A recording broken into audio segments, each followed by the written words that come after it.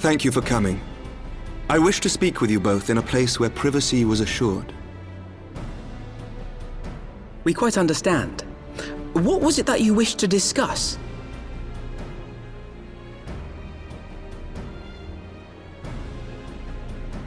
With my father's passing, the seat of the Archbishop lies vacant. And so, in accordance with canon law, I have assumed his responsibilities. I should stress that this is a temporary measure. It was never intended that the Lord Commander of the Temple Knights serve in this capacity indefinitely. Quite the opposite.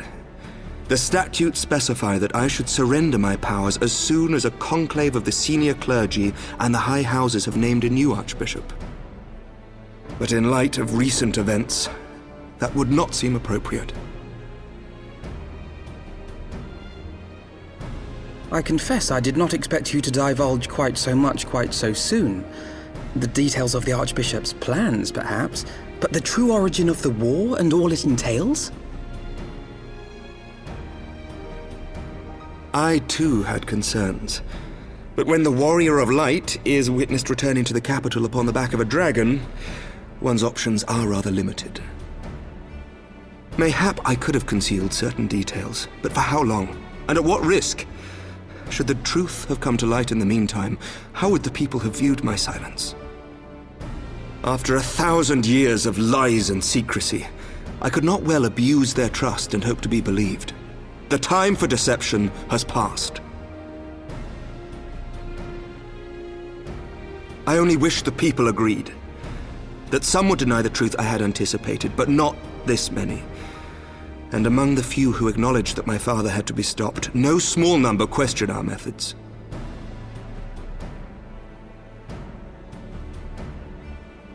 If they suspect a coup, it will not be long before some turn to violence. It has already begun, and that on both sides. Men and women of the cloth are being harassed in the streets. Some have even been assaulted in the Broom. Hilda and her people have formed a watch to help us maintain order, but such measures will not prevent the unrest from spreading. For all our talk of peace, the people remain frightened and confused. For their sake, we must bring the Dragonsong War to a definitive end.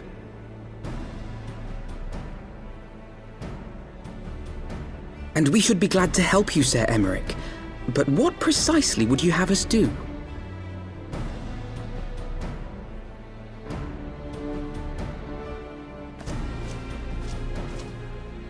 We wish to treat with the dragons of Annex Trine. To that end, I would trouble you for an escort and an introduction.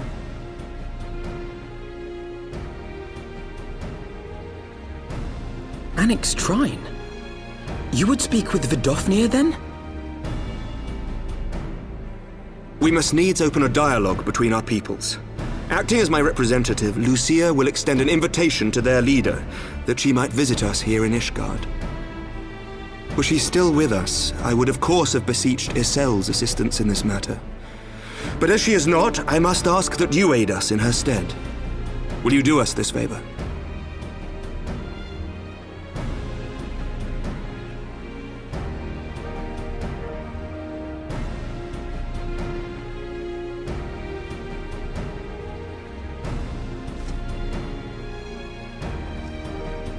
Thank you, my friends.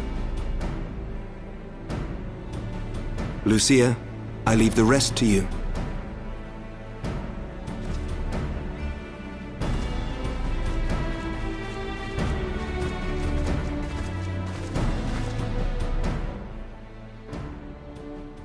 In the wake of the Archbishop's fall, the nation of Ishgard trembled, the faith of her people shaken to its very core.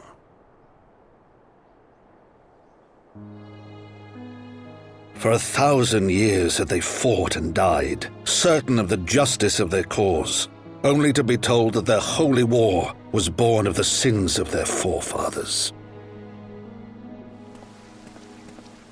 What then for those brave men and women, thus stripped of their righteousness but to despair, to deny the truth and decry its speakers?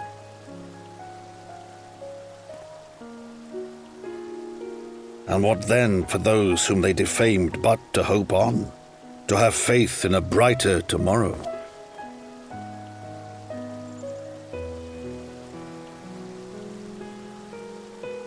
A tomorrow in which man and dragon might live together in harmony, then as distant as the very stars in the heavens.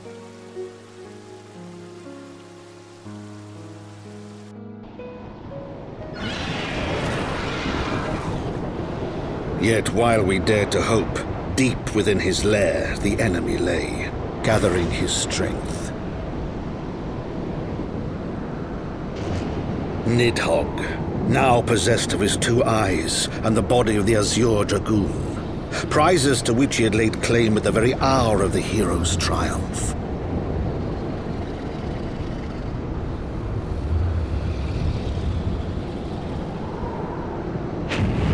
As desperately as we sought the solace of peace, the great worm craved the misery of war. Nor was he alone in his misbegotten desire.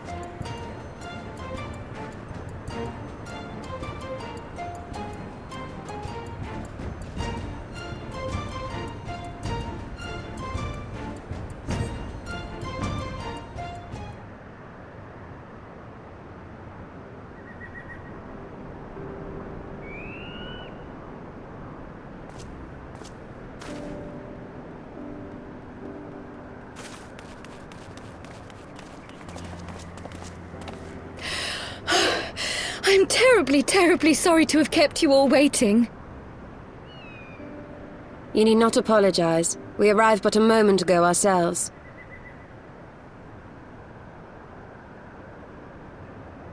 Pray, allow me to introduce Kryle, who has recently come from the Sharlayan motherland. She has generously offered to assist us. Oh, please, think nothing of it. A trip to Eorzea was long overdue. You must be the Warrior of Light. Yes, you certainly do look the part. A pleasure to meet you at last, sir. And who is that I spy but young AMANO Levieux himself? I dare say someone's grown an ilm or two in my absence. Or are those lifts in your boots?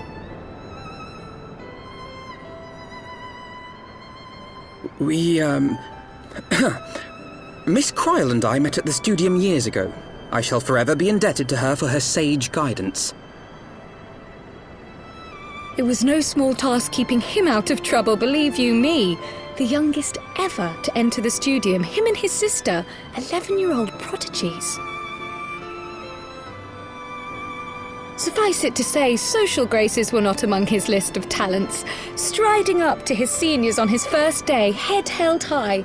What was it he said again? Thank you, Kryle.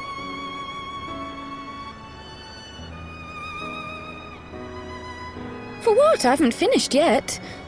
Would you care to attempt a more dexterous deflection?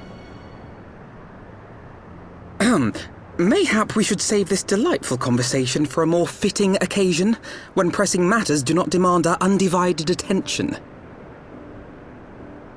A bit much, but better. I can tell you have been putting your skills to use here in Eorzea. Henceforth, I trust you will dazzle me with your eloquence at the first time of asking.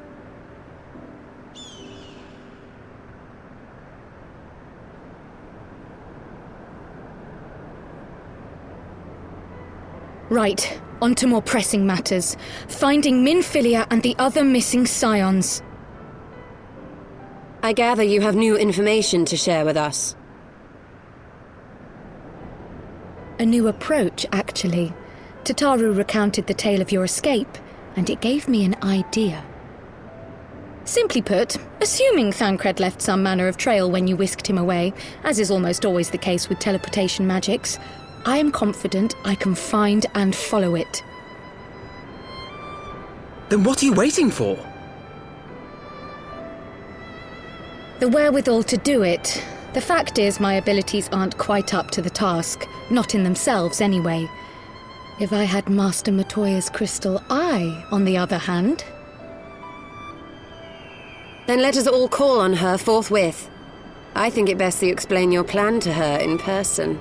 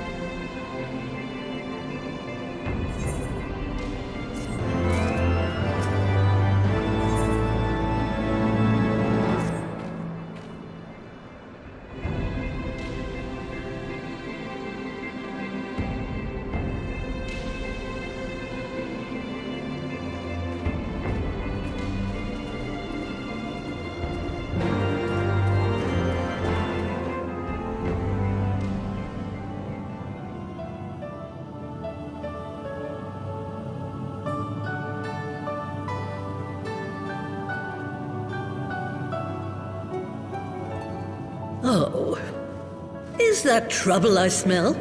Or did you forget to wipe your boots on the way in? Forgive us, Master Matoya. We will be sure to wipe them on the way out.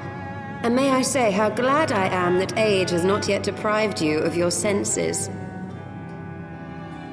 Ever so quick-witted, aren't we? To the detriment of your manners. Well, out with it then. What do you want?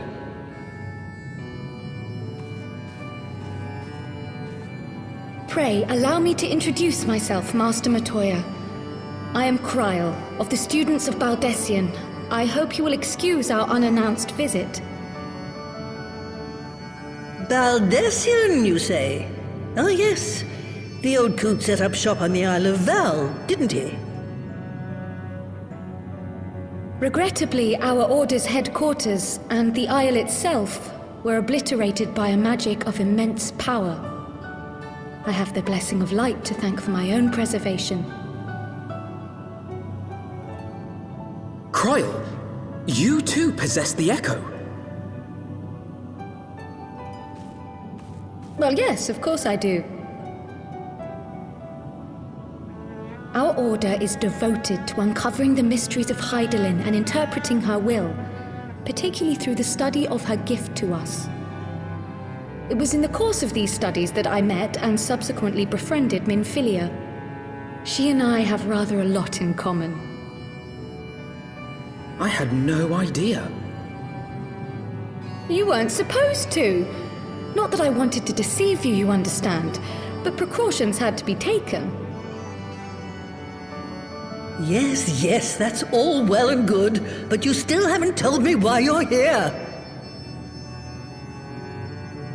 The students of Baldessian are gone, and there is naught I can do to change that. But the Scions of the Seventh Dawn can yet be restored, and my dear friend found. You have in your possession an ancient crystal of light, one you call your crystal eye. I believe I can use it to focus my abilities and locate one of the missing Scions. And there I was, thinking you might want to make use of my years of experience. Oh, wait here.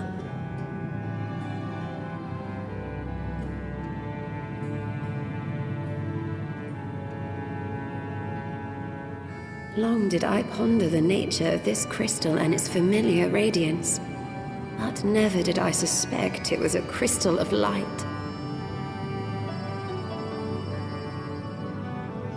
On the cusp of an umbral calamity, souls blessed with the power of the Echo invariably appear. To aid these, her chosen warriors, Hydaelyn bequeaths to each a slither of her strength in the form of a crystal of light. But as her strength wanes, so too does the potency of her gifts. This crystal, born of an earlier era, is infused with a power far greater than those of this age. You could travel the length and breadth of the land and not find a crystal even a fraction as pure. Its value is beyond measure, as are the risks inherent in its use.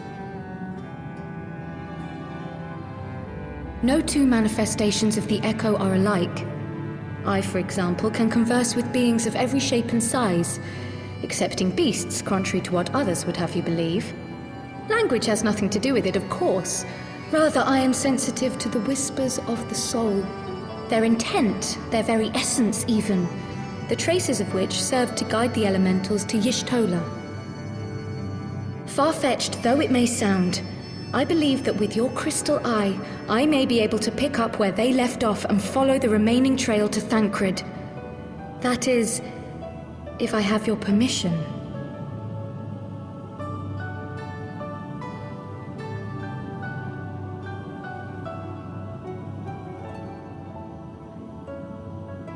Well, the poor sod's not going to find himself. So, as long as you don't drop it or take it out of my sight, you may do with it what you will. Thank you, Master Matoya.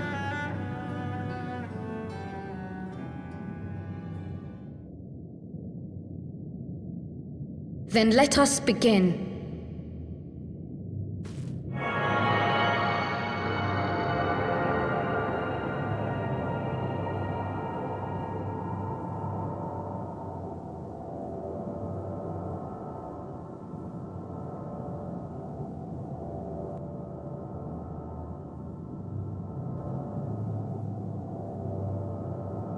From the Black Shroud, the trail continues to the north and west, towards a mountain, the foot of Som Al. It was a near thing, but he was not deposited within the rock. I think.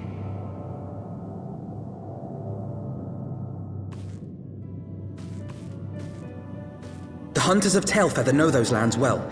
I say we begin our search there.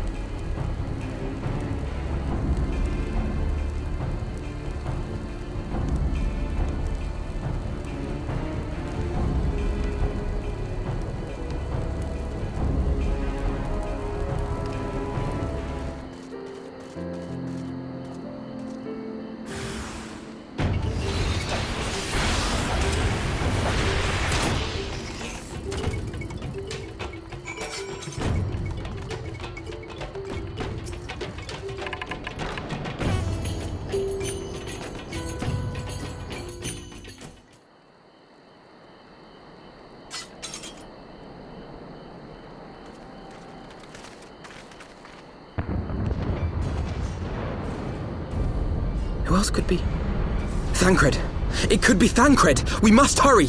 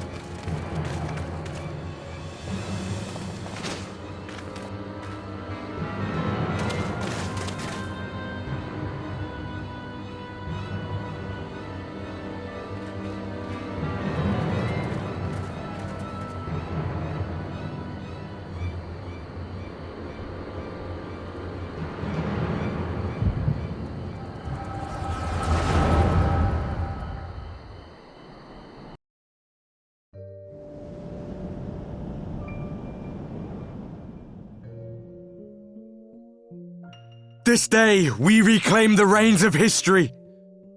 This day, we rid ourselves of the Scions forever! Fools playing at heroes, all of you. Is this how you believe you can save your world? We can and we will, Scion. You shall see. Or perhaps you will not!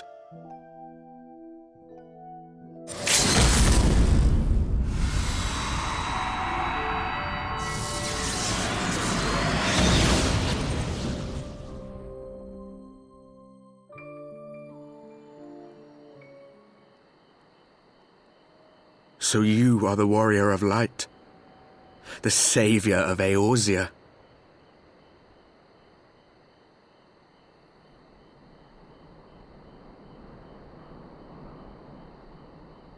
It's a wonder you didn't come sooner, what with the primal and all. Lost a step, have we? Have care. The ether moves strangely around him. It would seem we share a common enemy. Mayhap you would tell us who you are.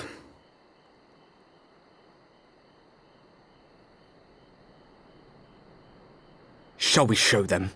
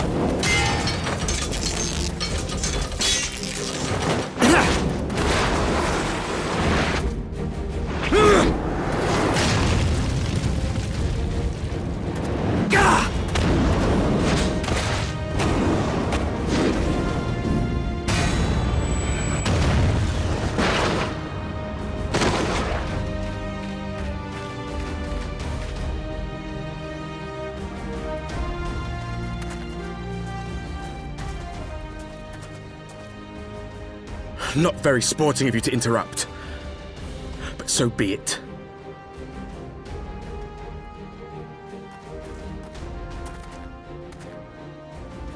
Mark well our faces, Warrior of Light, for we are the Warriors of Darkness, walkers of a different path, and we shall meet again.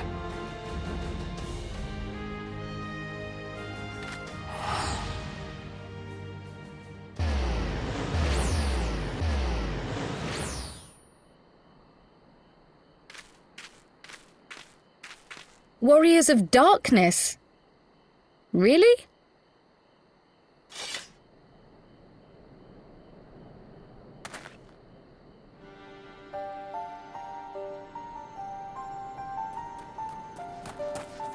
Thancred! Are you all right?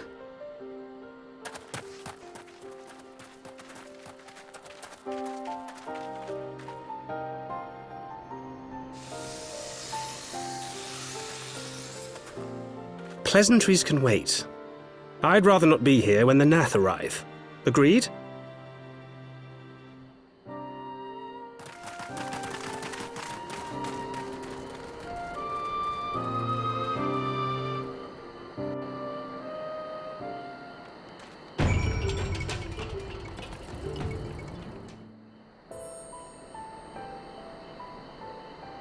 Suffice it to say, our reunion was not at all as I pictured it. Waiting until the last instant to join the fray. 'Tis plain you have not lost your appetite for the dramatic. My appetite for the dramatic?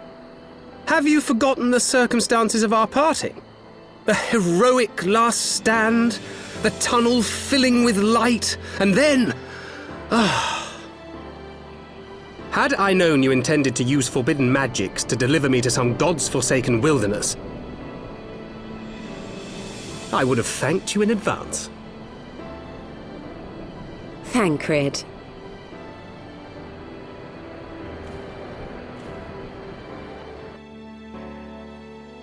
If nothing else, you might have warned me that I would emerge from the life stream in the altogether.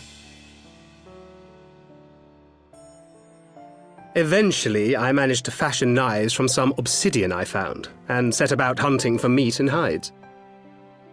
Given that I'm not all that skilled in leatherworking, it's probably for the best that I met the Vath before I was reunited with you.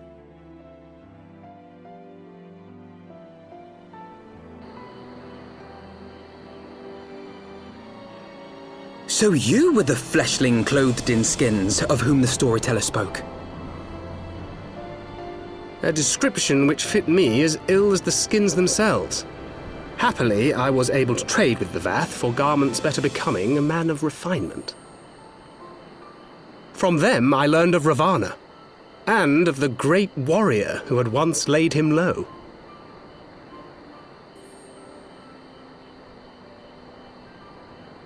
And thence did you conclude that were you to track the Primal's movements, it would surely bring you into contact with the Scions once more. It seemed a reasonable assumption. I could think of no one else with your enthusiasm for slaying beastmen gods. Until now, that is. Ah, yes. The self-proclaimed Warriors of Darkness. 'Tis only fitting that they stand in opposition to the Warrior of Light, I suppose. I glimpsed the leaders past, if only for a moment. They were confronting a man in black. An Ascian, I think.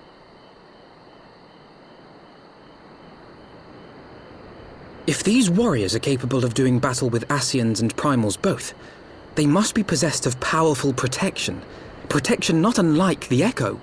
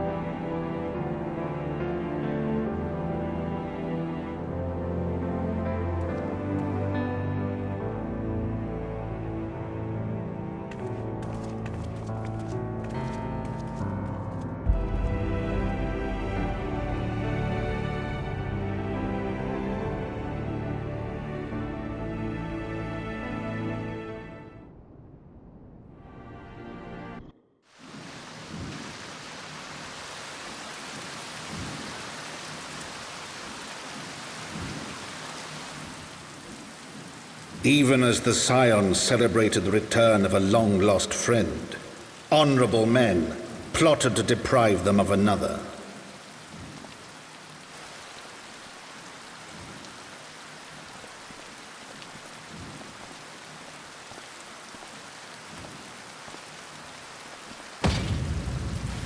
Honorable men, to whom Sir Emmerich was no hero, but a scheming patricide.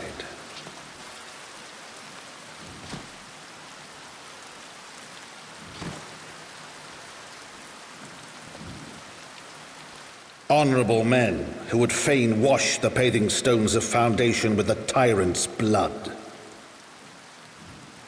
Honorable men whose knife in the dark was the spark which set the city aflame, and who sang as it burned.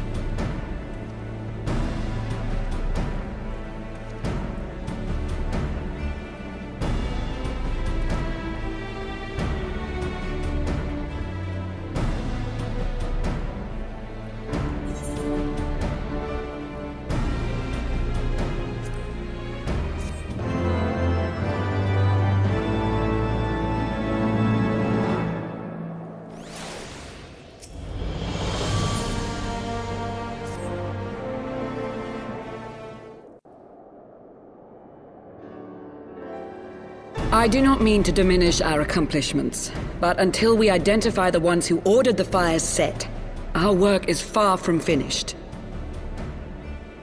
Between the various conservative and religious factions in Ishgard, I dare say there's no shortage of parties who would like to see the status quo preserved. Do any likely suspects spring to mind?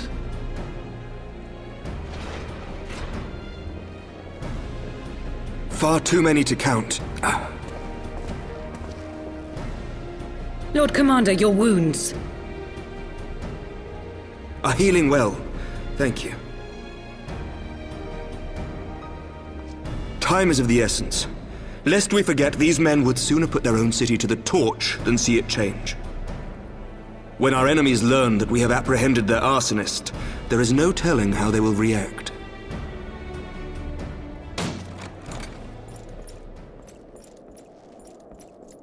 Lord Commander, an armed mob has seized control of the vault. And now we know. Tell us what happened, sir. Spare no detail.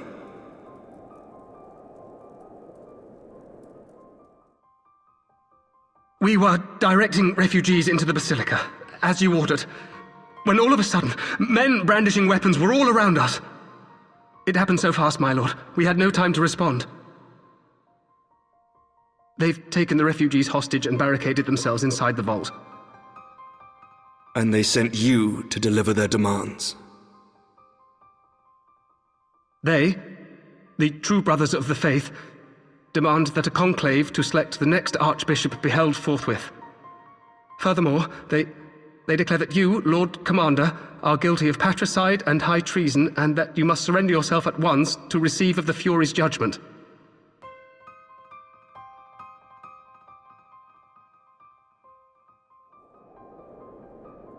Ridiculous! I mean, do they honestly think that executing Sir Emmerich would change anything? That the truth will somehow die with him? These fundamentalists rage against the passing of the old ways, unable to accept there can be no going back.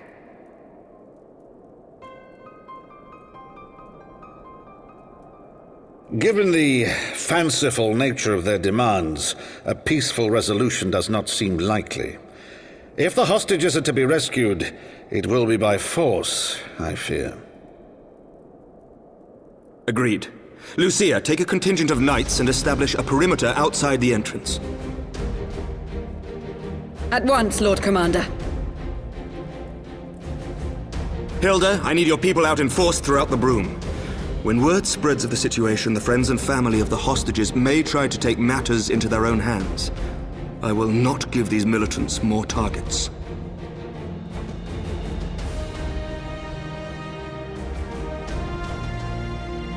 I shall lead the assault on the vault. Master Alphino, can I count on the support of the Scions? Of course.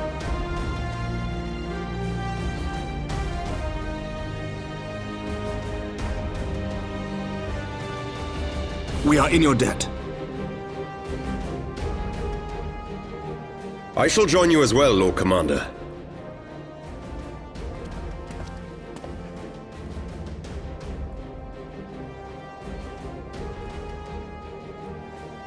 Your assistance is most welcome, Lord Atwarel.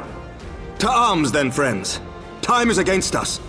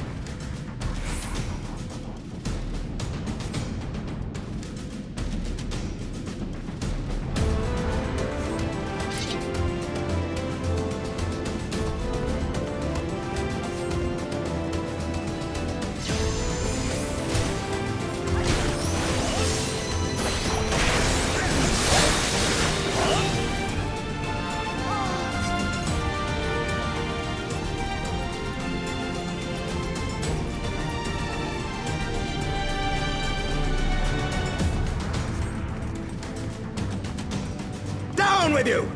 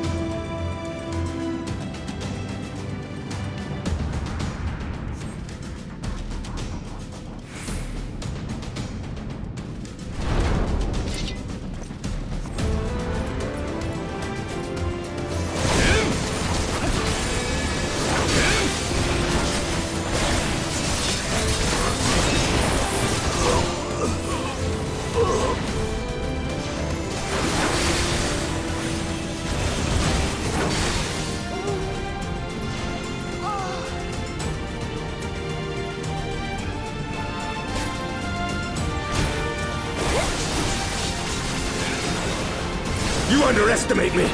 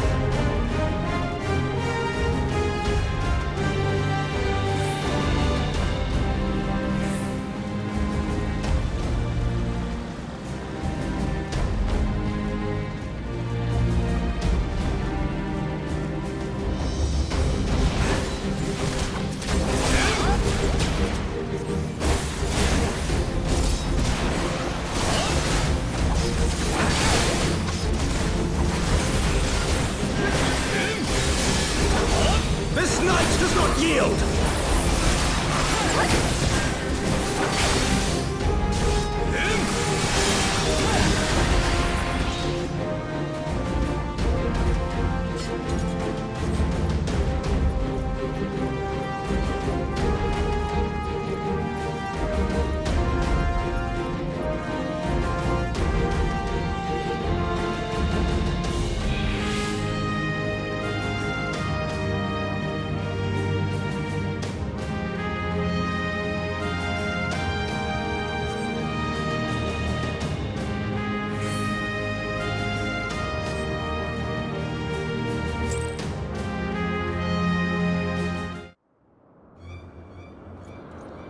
Where is he? Where is he?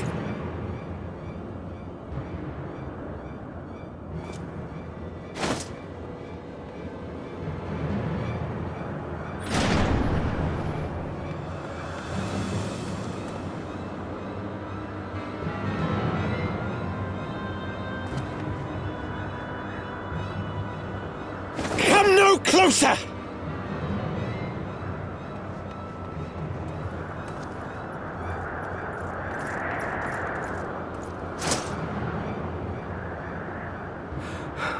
You have nowhere to run. Release the girl and surrender. Surrender to whom? The blasphemer who throws wide the gates to our enemy? Who breaks bread with him and calls him brother?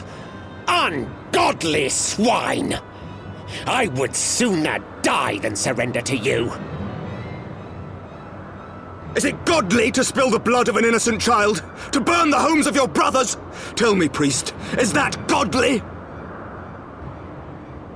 Do not speak to me of godliness, heathen! Your father's blood is on your hands, as is hers!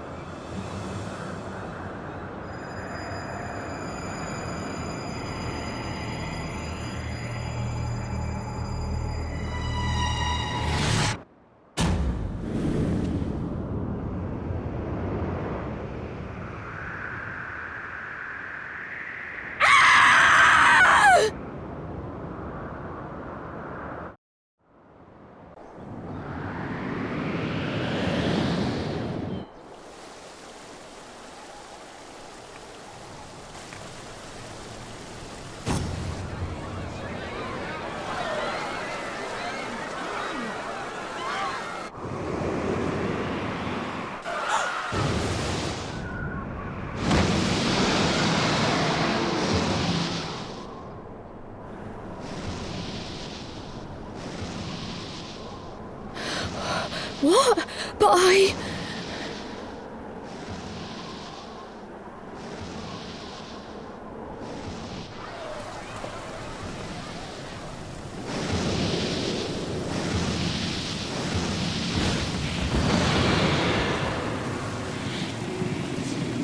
Vidofne!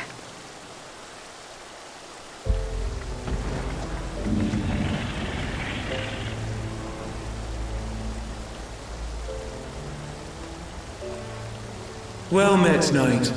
Mayhap I chose an inopportune moment? Not at all. Pray forgive us this most unworthy reception. We are honored to have you with us, and right glad of your aid. Fortune delivered the child unto me. I had but to receive her.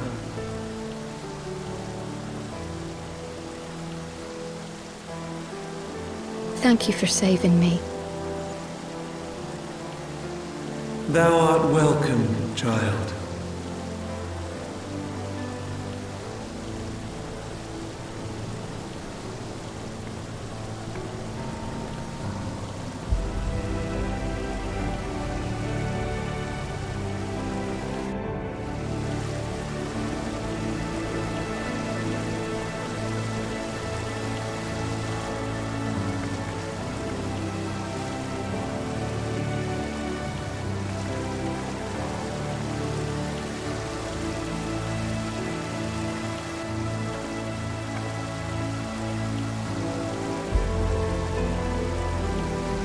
Never did I think to be indebted to so unexpected a savior. But full glad am I to be so.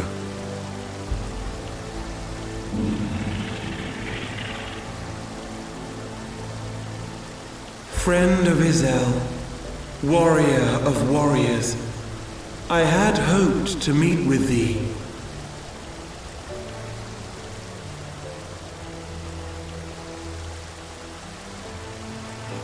I bear a message from my sire. From Freysfelder?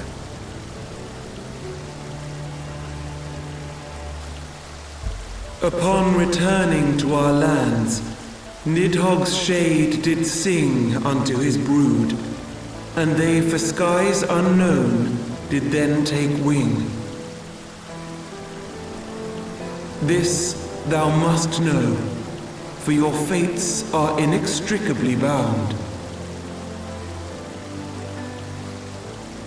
What of Estinian? Is he truly lost to us? Such matters are beyond my ken.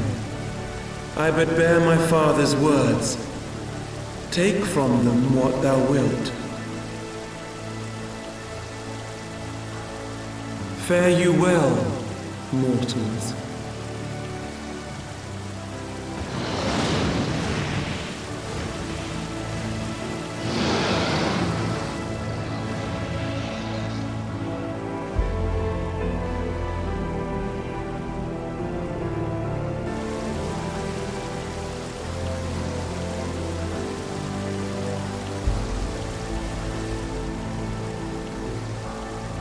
So it is as they say, then. A great white dragon swooped down from the heavens to rescue an innocent child.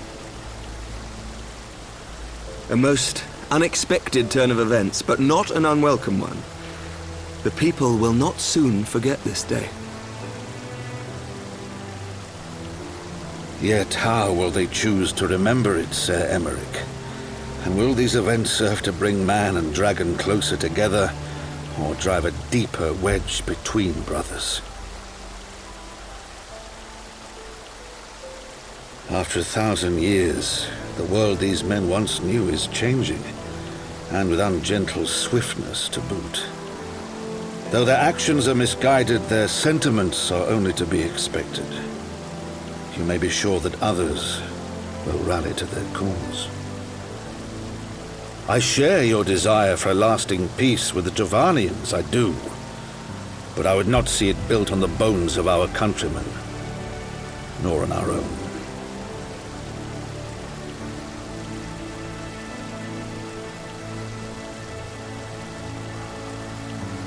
I see much of Horsefall in you, and I could not bear to mourn the passing of another son. Lord Edmund.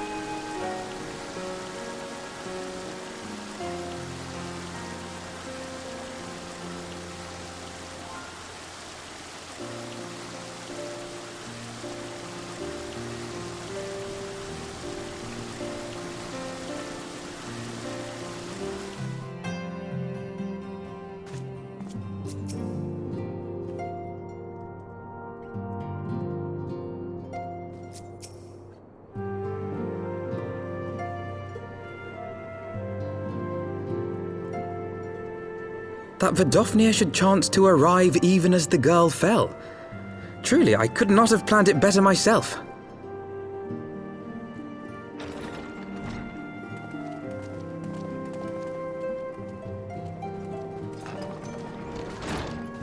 Ah, good.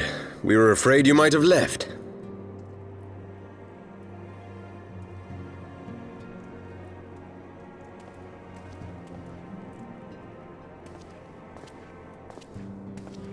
A shield, my lord? Fit for a true knight. An expression of our gratitude to you and yours, long overdue.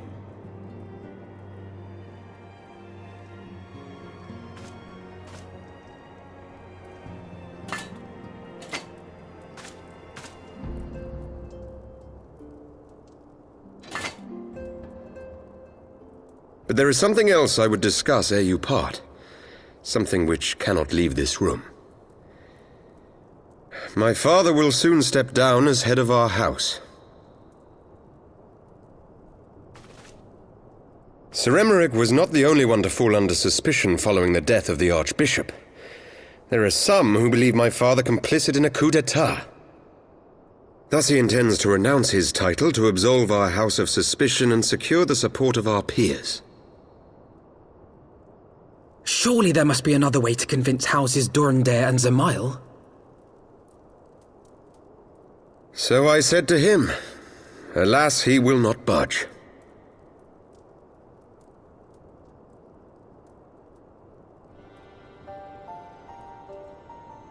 Ever since I was a child, I knew that I would one day succeed my father. The thought of it filled me with pride. Yet once I learned the day was at hand, my heart was filled with naught but dread.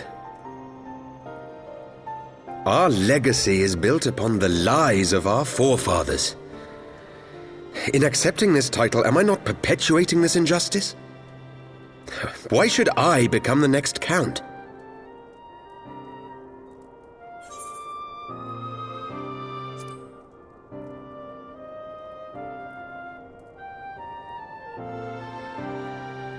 You sound just like him. Aye, I suspect that is what Hoshifon would have said. To aid those in need. When you look on that shield, I trust you will remember his words. And should I once more find my resolve wavering, I ask that you show me the way. You were a brother to Hoshifon. Will you be a brother to me as well?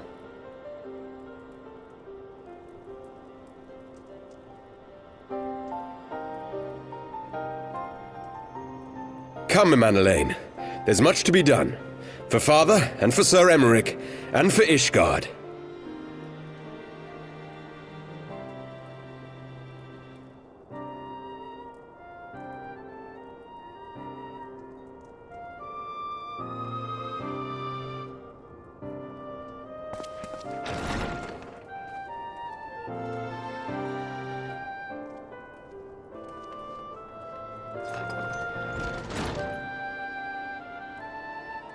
To think we share the same blood. Pray excuse us.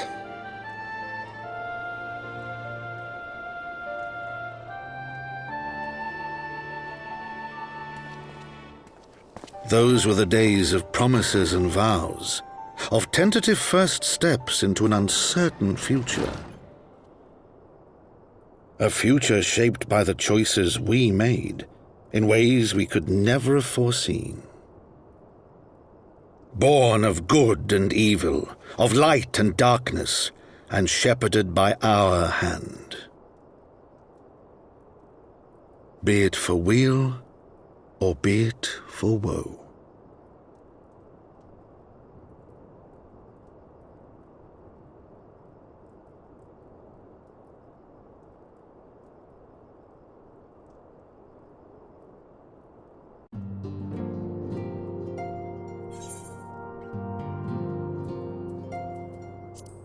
you